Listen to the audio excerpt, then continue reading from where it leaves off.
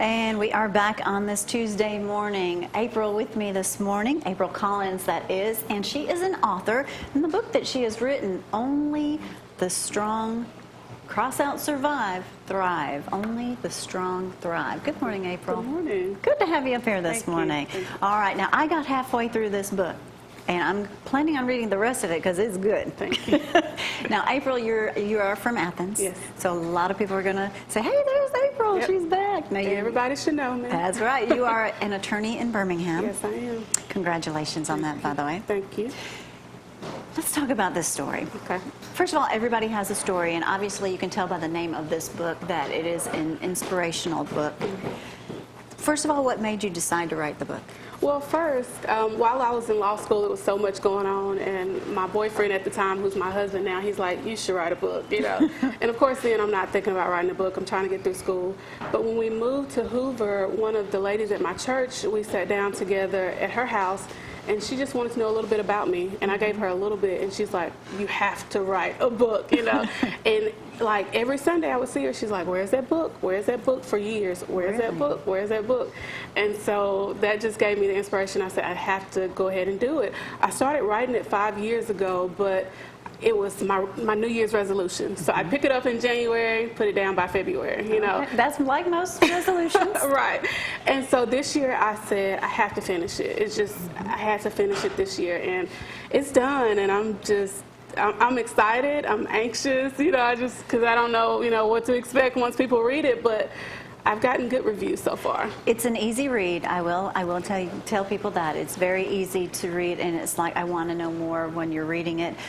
You talk about growing up, not a very good childhood. You are a single mom, young in life.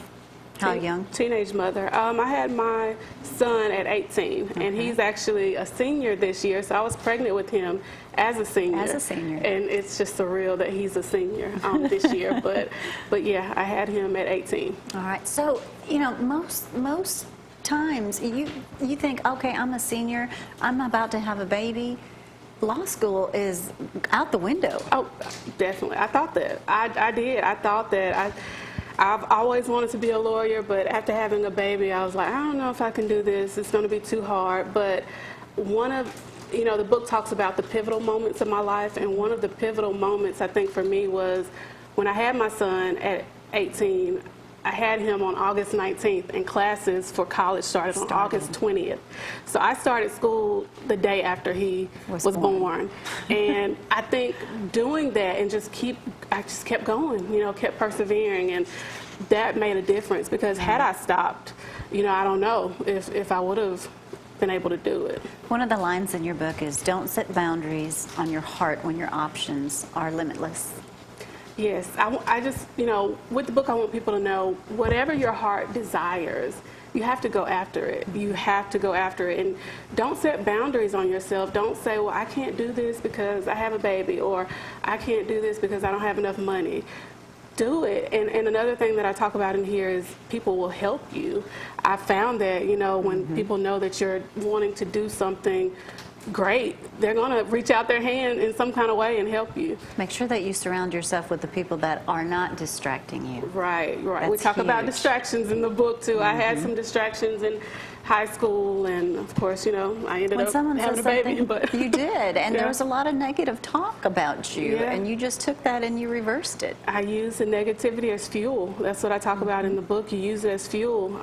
You know, sometimes you'll think, okay, well, maybe what they're saying is true. Maybe I can't go to school, or maybe I can't do this. Maybe I can't own my own business. But if you listen to them, then you won't. The name of that song, Fear is a Liar. Yeah.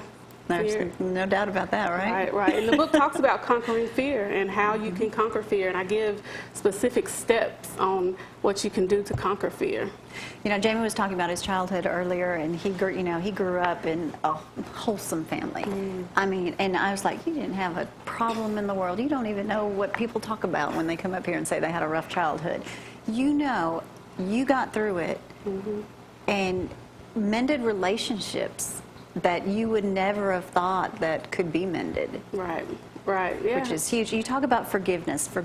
And I don't know if you want me to say this line or not, but forgiveness is much like A tattoo removal. Yeah, I actually talked about that on Facebook. Yeah, I'm getting a tattoo removed, and it's a difficult process. It's unpleasant. It's hurtful. It's painful. Painful. Not hurtful, painful. But when it's done, you know, the tattoo will be gone. I'll remember that it's there, but it'll be gone, and I won't have to see it all the time. And I feel like forgiveness is like that, even though it's a painful process, and I call it, you know, complex, because there are so many different factors that you have to consider. Multi-layered when you're considering forgiveness. But once you get through it, it's freeing. I mean, it's worth it. It's so worth it, yeah. And you just said something important, forgiveness. You know how everyone say, oh, you've got to forgive, you've got to forgive. Well, it's a process, you just said, and it takes time. It doesn't mean you're going to wake up one morning and say, okay, that's it, it's gone. You have to work through those hurts and talk yourself through it and pray, because you can't do it on your own. Definitely can't do it on your own. And that's one thing that I hope people get out of the book, that I don't feel like nothing was accomplished on my own. You know, the strength that I feel like I talk about that you can tap into is really God's strength. But, you know, you have to have that relationship with Him. And I didn't have a good relationship with God at points in my life, because, I mean, I was thinking about other things, but... And you wanted to do things your way. Yeah. And then, hey, at one point, I just had to have, like, what I call in the book, a come to Jesus moment. and when I had that moment, you know, I felt like my life really turned around, you know, when I really felt like, okay, I have to do what I'm supposed to be doing. As women and strong women, we're always Miss Fix-It. Do you see her roll her eyes? If there's a problem, we feel like we have to fix it. And sometimes we can't fix it. We just have to turn it over. Right. I talk about that as well in my chapter about faith, is strong faith.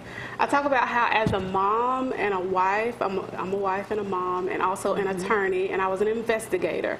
I'm the type of person that always, just say good attorney, a good attorney. If something happens, I'm jumping in and I'm going to try to fix it.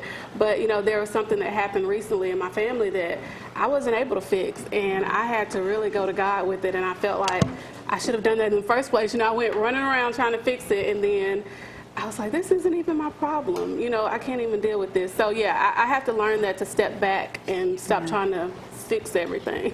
In my journal that I was reading this morning, it said 95% of the things that we worry about don't even come true. So I mean, stop worrying about it. Right. Just let it go. It's easier said than done, I know, but we just have to remind ourselves. Right. Not only, and speaking of journals, not only do you have this book, you've also written a journal that's available. Yes, the journal, it corresponds with the book. It's an application journal, and if you see inside, there are questions and prompts where you can write your thoughts about things that are going on, you know, in my life, but it still applies to everybody, because I talk about things that you can take for yourself. So yeah, please get the journal as well. Where can people get the book? You can get the book on Amazon.com. It's in paperback. It'll be available in hardback, and also it's an ebook. And this is also the Thrive. The journal is on Amazon.com. Let's not forget about Boys and Girls Club. You have a book launch 4 to 6 p.m. On October 3rd, I'll be at the Boys and Girls Club. Please come out and, hey, enjoy it. I want you to get the book on Amazon, though, but I will have some copies available for people who don't have internet access. All right, and if you get that copy and you bring it there, I'm sure she'll sign it for you. Yes. It's a really good book. I've enjoyed reading it. I can't wait to read the rest of it. Although I'll probably ask you some questions before you leave for that ending. All right, well, April, it's been a pleasure. I know a lot of people are glad to see you home. Yes, I'm glad to be back, and I'll come back anytime. Whoever wants to see me, just call me. If you call me. Need an attorney in Birmingham, call her. Call me. All right. Well, thank you so much. And if you need information on how to get in touch with Miss April or find that book, Amazon.com. It's easy. It's simple. It's as easy as can be. And thanks for being with us.